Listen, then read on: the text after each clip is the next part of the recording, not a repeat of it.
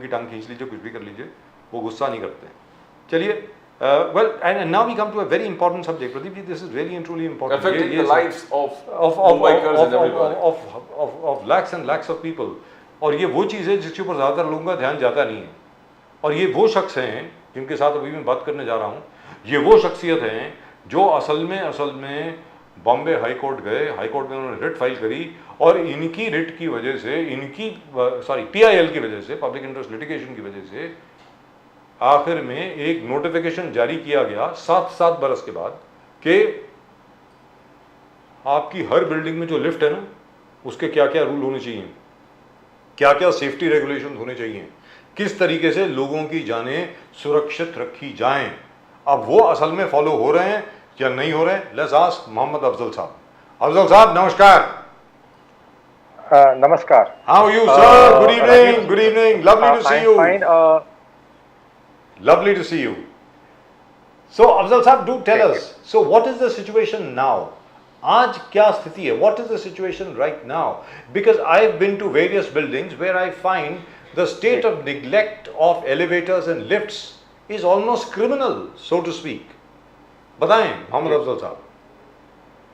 देखिए, हमारा जो बॉम्बे लिफ्ट एक्ट था वो आज के तारीख में 85 इयर्स ओल्ड हो गया है जी। 85 और बॉम्बे लिफ्ट रूल जो है वो 66 इयर्स ओल्ड हो गया है जी। 2010 में मैंने अपना PIL फाइल किया था और उसके परिणाम काफ़ी अच्छे निकले थे and very good directions were issued to the PWD और उसके पश्चात 265 personnels were inducted for inspection of lift.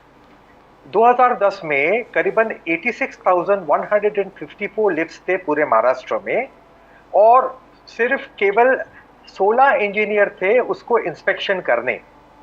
As per the Bombay lift act, each lift has to be inspected twice in each year. तो अगर 86,154 lift थे और 2 बार अगर उनको करना है तो 1,72,306 इंस्पेक्शन साल में होने थे, जो 16 इंजीनियर के लिए टोटली इम्पॉसिबल था। अब मेरे PIL को लेके हाई कोर्ट ने जो 2 बार इंस्पेक्शन होने थे उसको 1 बार कर दिया। आज के तारीख में करीबन 1.5 लाख लिफ्ट के करीब है पूरे महाराष्ट्र में जी। तो इसका किस तरीके इसका इंस्पेक्शन हो रहा है नहीं हो रहा है, इस पे मैंने कल के दिन ही अपना चीफ मिनिस्टर PIL में उन्होंने बोला था कि वो लिफ्ट एक्ट को अमेंड करेंगे।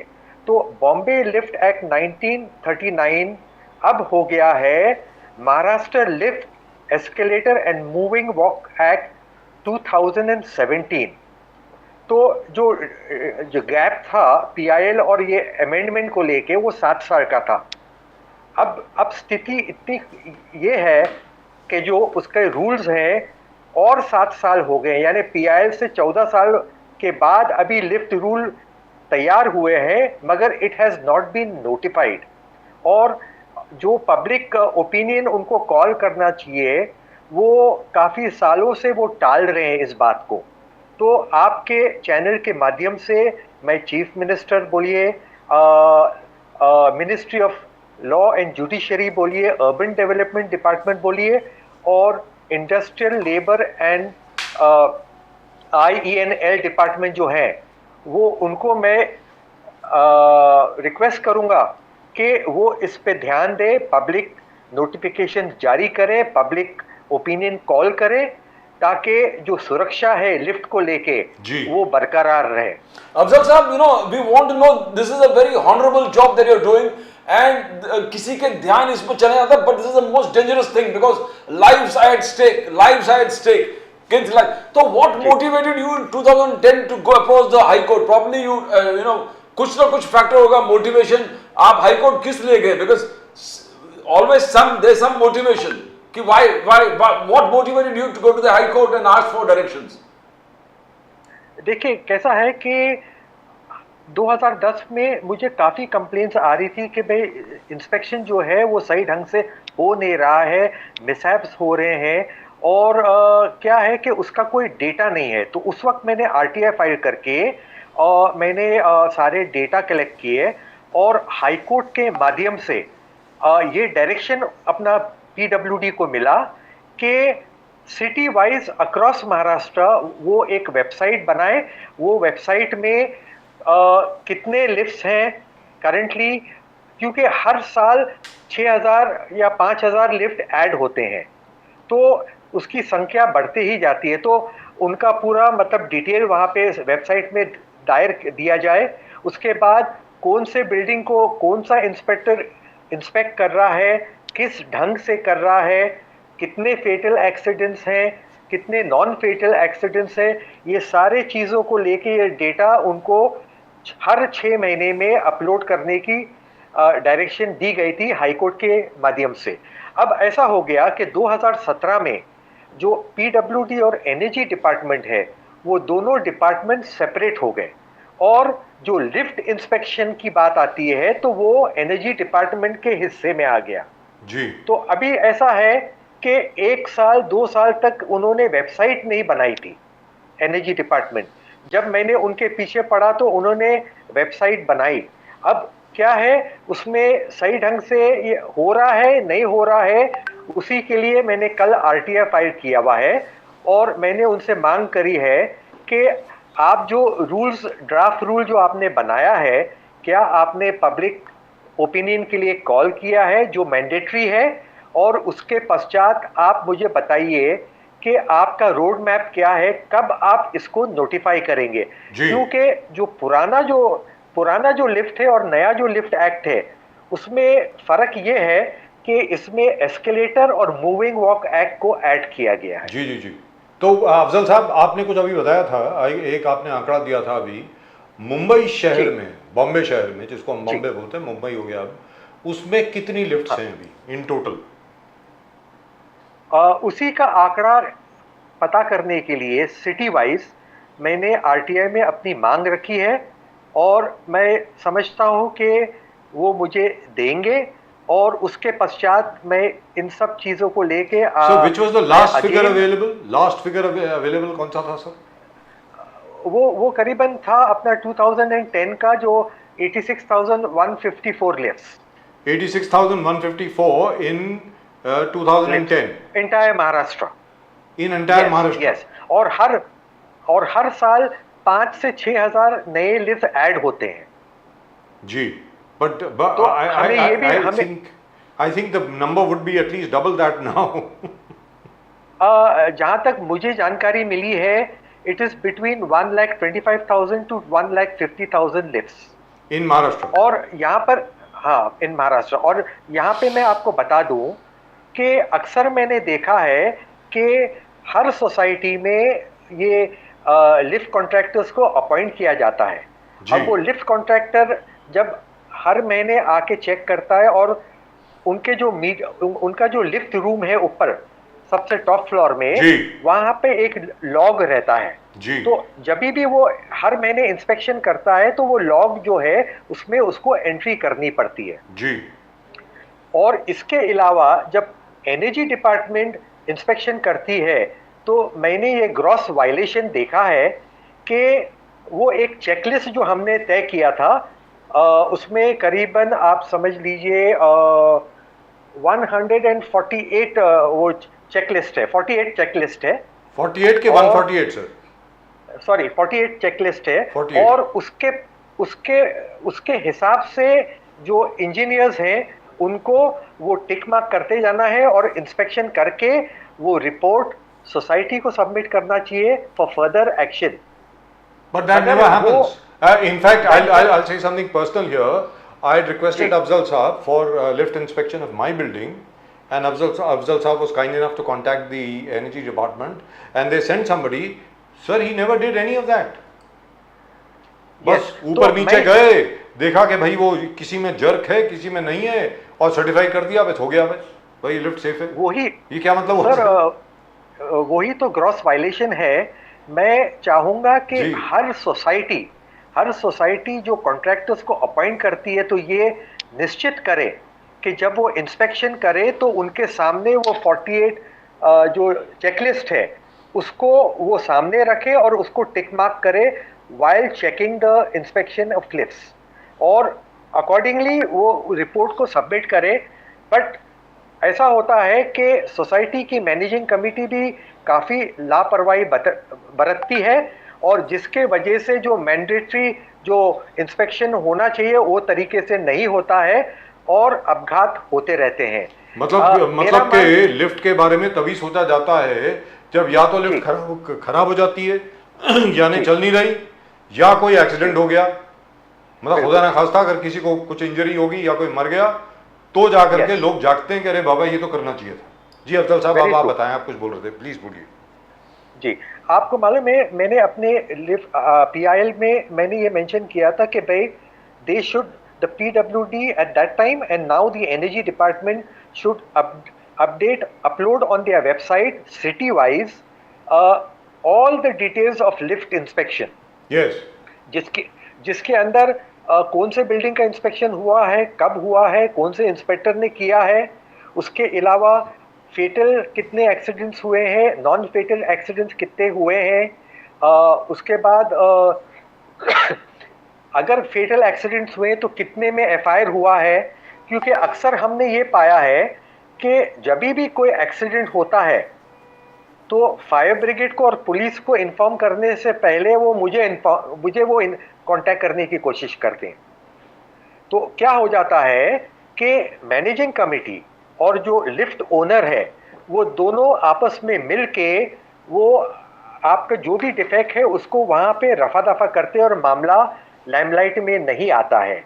जबकि इट इज़ मैंडेटरी कि अगर कोई हादसा होता है तो FIR should be launch. Afzal साहब, आई वांट टू नो, ये जो आप दिख रहे स्क्रीन में जिस प्रकार से लिफ्ट है, ऐसे बहुत पुराने लिफ्ट है जो पूरे आप सिटीज में जाओगे, ओल्ड गवर्नमेंट बिल्डिंग्स में जाओगे, ओल्ड बिल्डिंग्स में जाओगे in the cities and all, Mumbai city, तो ये क्या, because we are scared when you enter the lift कि पहुंच पाएंगे, गिर जाएंगे, बिकॉज वो अवस्था वो है। तो क्या इस पे कोई चेंज, कुछ इयर्स का सर्टिफिकेट इयर्स के बाद ये चेंज करना चाहिए? बिकॉज ये ओल्ड बिल्डिंग्स में जो लिफ्ट है कि आपको खुद खोलना पड़ता है मैनुअली और खुद बंद करना पड़ता है, are we going to change that all those things and make it totally automatic? Because there is always amount of scariness and people are afraid to enter this lifts.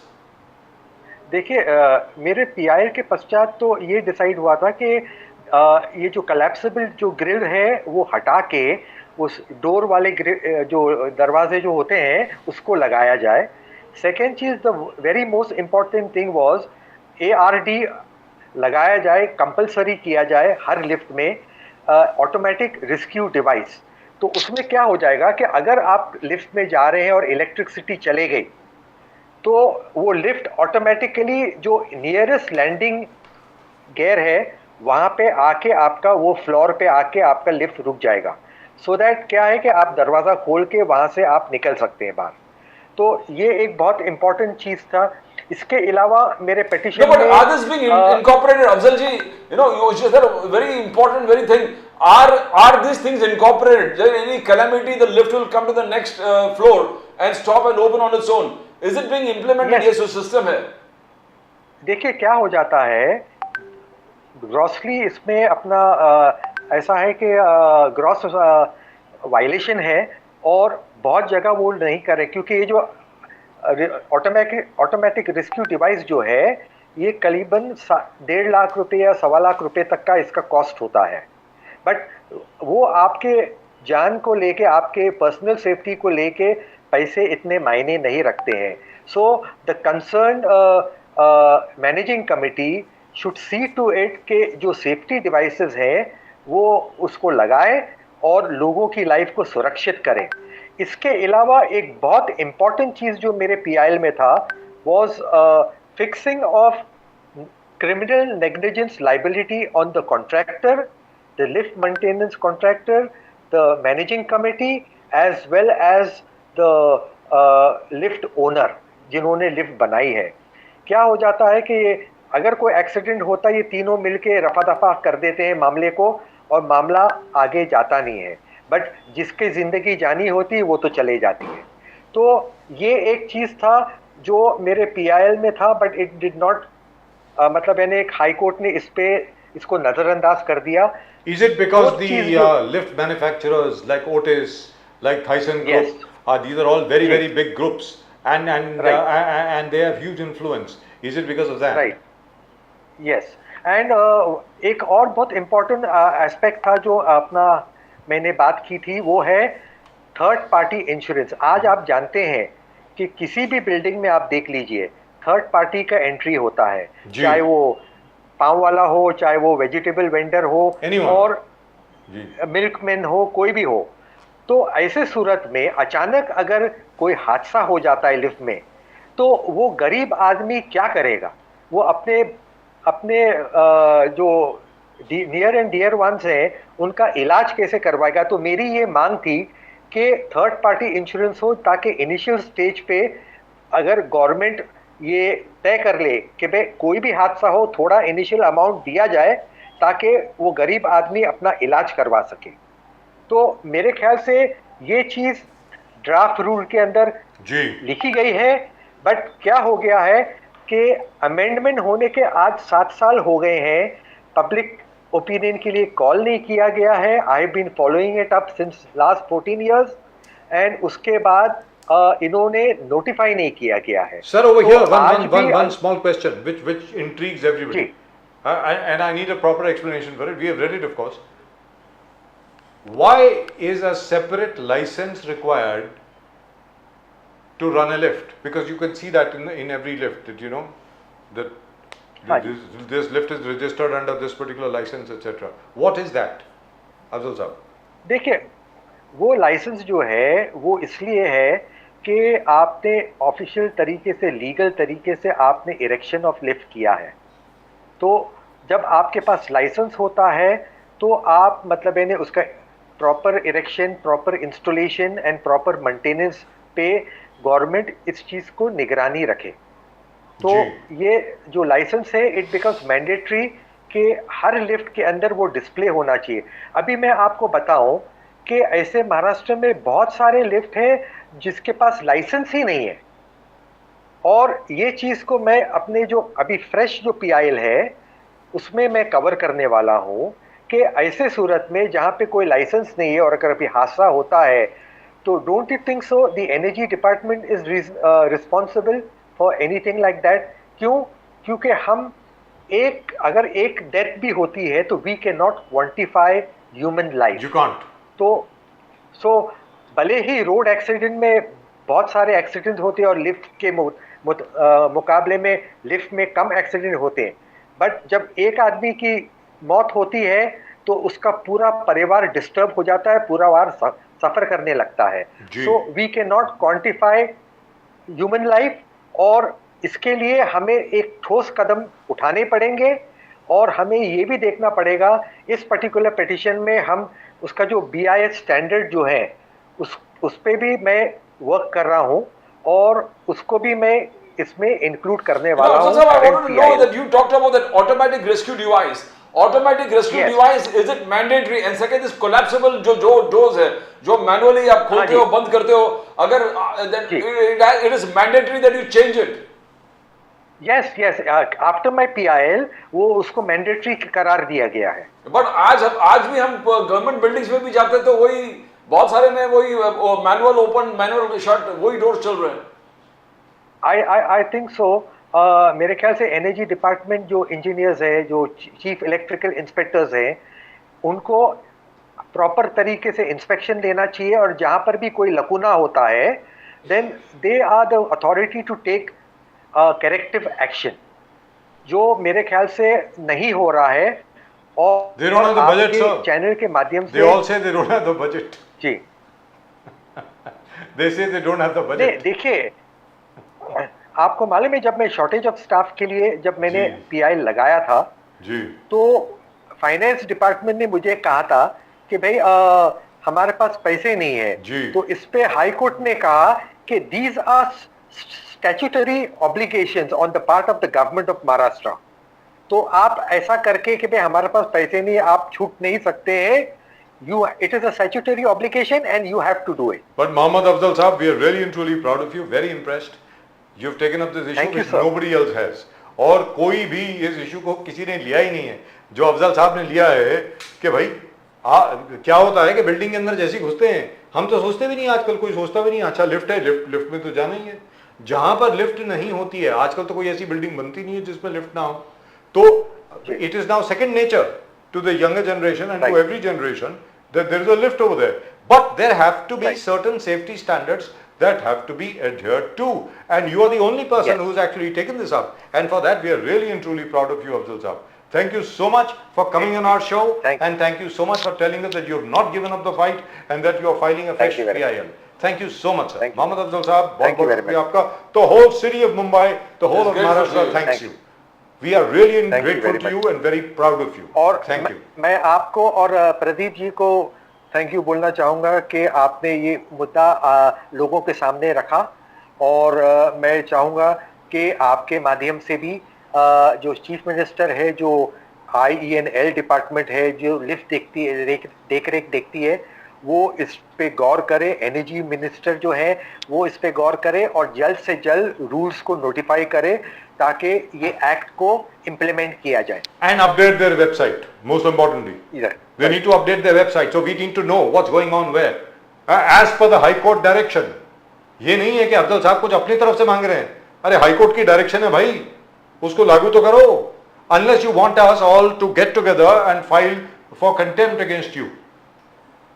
Very true, very true. Afzal साहब एक बार फिर बहुत बहुत शुक्रिया, thank you so much. By the way, जाने के पहले sir what is your profession, what do you do, what do you do for a living? ऐसा था कि मेरा फ्लैट रेंट पे है जी, और 1979 में I had joined the consumer guidance society 43 years ago. So you are an activist, so you are a consumer activist. I am a social active. मैं हर फील्ड में काम किया हूँ जी, माशाल्लाह माशाल्लाह। हाँ, मैं हर फील्ड में काम किया हूँ। हेलो जी जी, सुन रहा हूँ सर। हाँ, मैं हर फील्ड में काम किया हूँ, ट्रैफिक रिलेटेड इश्यूज में काम किया हूँ, सिविक इश्यूज में काम किया हूँ, और कंज्यूमर इश्यूज में काम किया हूँ, और आज के तारीख में ऑन वेरियस लॉज में प्रोपेगेट करता हूँ थ्रू सिटीजन जस्टिस फोरम के माध्यम से। आपके राइट टू सर्विस एक्ट है, राइट टू इंफॉर्मेशन है, प्रिवेंशन ऑफ डिले एक्ट है, और जितने भी वेरियस लॉज हैं, मैं कोशिश करता हूं कि ज़्यादा से ज़्यादा लोगों में अवेयरनेस डालूं ताकि वो इस चीज़ को यूज़ करें और they get empowered as a citizen of this country.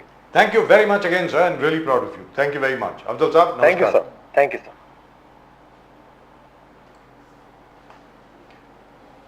We need people like him. Yes. Amazing. Look at the kind of amazing people we meet every day. Really and truly wonderful. Some people, I mean, you got... And the whole city of Mumbai must support him. The whole city of Mumbai must support Afzal Sahab, Mohammad Afzal Sahab. He is working for you guys, all right? ये सब हमारी जिंदगी के लिए, हमारी सुरक्षा के लिए काम कर रहे हैं, और मुझे ऐसा लगता है जितनी भी इनकी मदद की जाए वो कम है, मुझको ऐसा लगता है। Right, that's it. That's all that we've got for you in tonight's show. आज के शो में सिर्फ इतना ही।